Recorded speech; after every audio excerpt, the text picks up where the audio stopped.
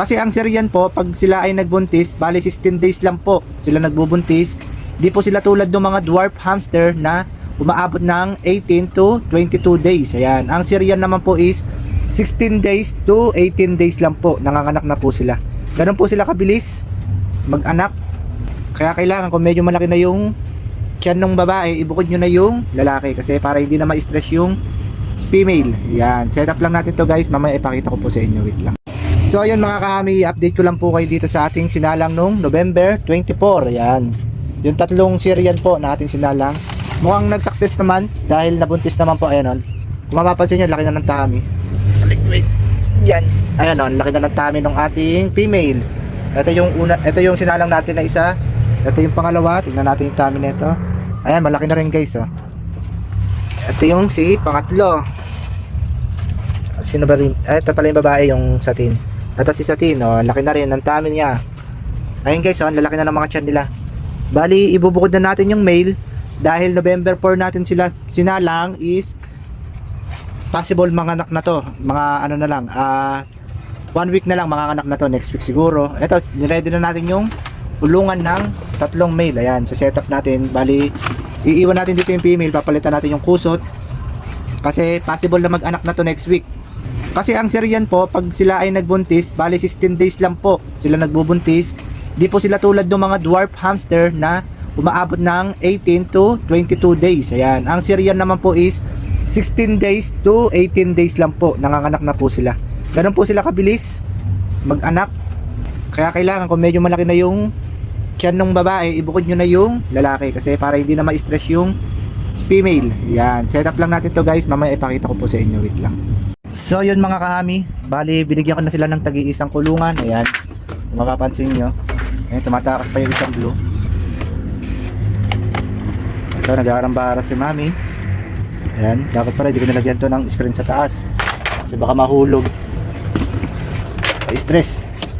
Ayan guys ha, bali ang lilikot kasi nila. Ayan guys ha, bali ito yung pares ni blue, si dark blue. Ayan, ang laki na ng tiyan. Tapos yung pares naman ito ni Dove is si satin white. Ayan, laki na rin na siya, no? Tapos yung pares din nito ni pink eye white is ito naman si blue rin. Ayan, mga buntis na sila guys. Lalaki na ng tiyan, no? Oh, tapos ito si third, laki na rin ng tiyan. At ito, laki.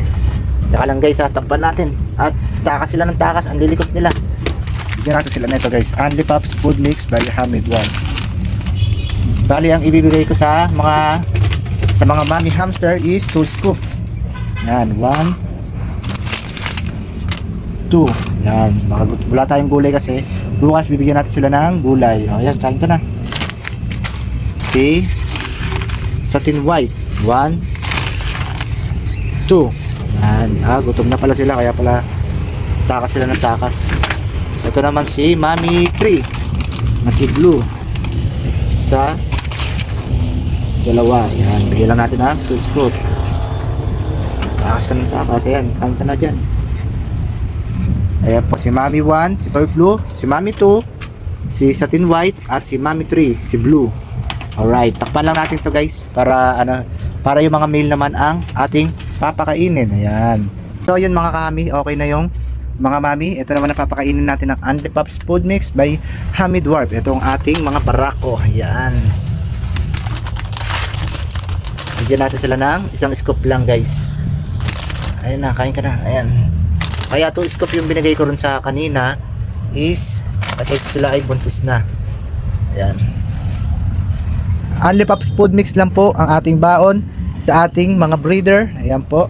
Ang lulusog po ng ating mga Syrian hamster na breeder. Ayan. Nag-alay spider pa po ang ating mommy hamster. Ayan. Bali dito na lang po. Update ko na lang po kayo kung kailan po manganganak itong ating mga mommy hamster. Possible to next week manganganak na po sila. Pang 10 days na po kasi nila ngayong araw. Bali 6 days to 8 days na lang po ang ating bibilangin. Sila ay maglalabas na ng baby. Yun lang, maraming salamat po. Happy Hammy keeping po sa ating lahat.